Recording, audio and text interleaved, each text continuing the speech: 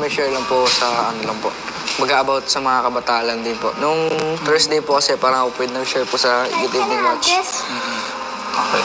Kumbaga, share ko po nun is about ang Bible, pinaka-specific po na Bible verse po na nilapag ko po is Philippians 4:13.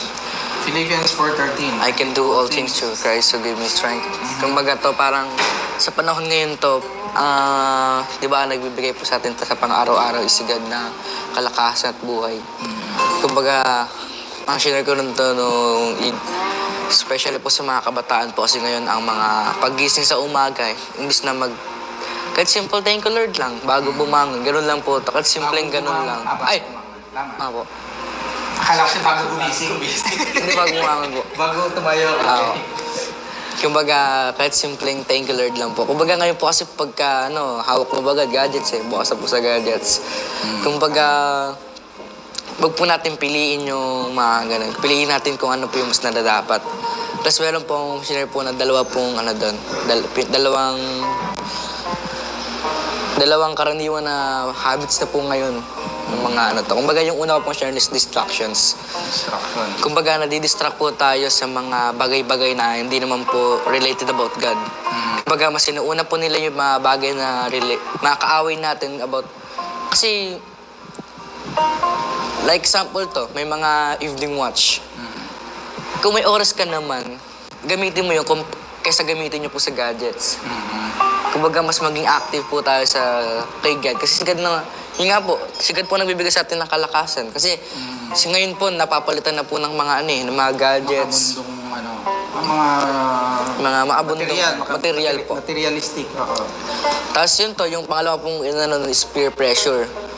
Kumbaga, influence. Kumbaga tayo po kasi mga tao, kumbaga, Christianity, di pa po pinakamalalim na kumbaga, kahit Kristiyano po tayo, kayang-kaya po tayong impluwensya ng demonyo or kaaway. Kasi hindi naman po tayo sigad yung nasa desierto po sila ni Lord. Si Lord po tsaka si Lucifer. Kumbaga, parang inaano po sila, parang tinutukso.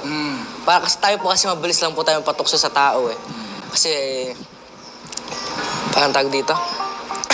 Dahil mabilis po tayong patukso, kumbaga, example, tayo po dito, meron po tayo isang kaibigan na hindi umiinom, tapos halos lahat ng kaibigan is umiinom. Kumbaga, pagka niyaya ng isa na yung kaibigan mo na hindi po umiinom, kumbaga, syempre, una, ayaw. Pero pag lahat po yung umaya, papipilitan kasi baka sabihin, uy, mahina ka naman, parang hindi mo kaya kung ano. Kumbaga, napipressure po yung mga ibang kabataan na gawin ko na lang din kasi parang pakikisama po yung word na gano'n. Yes. Kumbaga, yun lang po. So, yun. Tama, no? Ngayon, katekram, no? Tama po yun. Yung buhay natin galing po kay Lord at dapat lang gamitin natin ito sa mga bagay na makapagbibigay sa akin ng glory. So, yun, katekram, no? Thank you, Group 3. Next go, Group 1. Kuya Neil.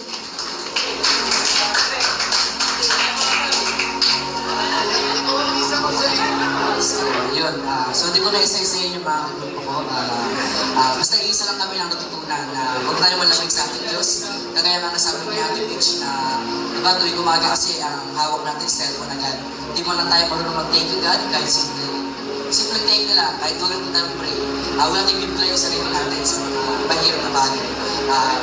So short testimony lang. Sa ito, mga nakakata ng evening watch nito, alam nila to na lagi ko itong pinakwento sa inyo na naglamig ako sa ating Panginoon. Dati araw-araw ako nasa church Monday to Friday. Yan, Saturday, Sunday nandito ako yan. Pero one time, one week ako wala. Nanibago ako sa sarili ko.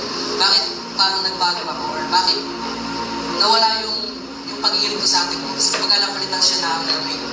Kapag nga, marami akong ginagawa pero dapat parang iniisip ko na yung time management ba? Kung baga wala ka sa ating time management is mawala yun. Kung baga sabi po sa ikalawang Korinto, kamunatan ng versikulo 7, magbigay tayo ng naayon sa ating Diyos. Ibigay natin kung ano yung napupulian natin sa kanya. Huwag natin ibigay yung napipilitan lamang tayo. Kagaya nga po na, example mo natin Rich na umaga, kung baga bibigyan po tayo ng isang $1 bibigyan po tayo ng 1 milyon, kapalit ng buhay natin. Di ba hindi po natin tatanggapin yun? Di ba pipili natin kung ano yung buhay natin? Kumbaga, yung buo na isang buhay na is worth more than 1 million pesos. Tama po ba? So, yun lang po, wag po natin kakalimutan or huwag tayong manlamig sa ating Panginoon. Lagi natin pagtunan ng pansin ng ating Panginoon. Thank you po, Group 1. Parang yung tema lang natin ngayong taon, di ba? No turning back. Okay? So, next.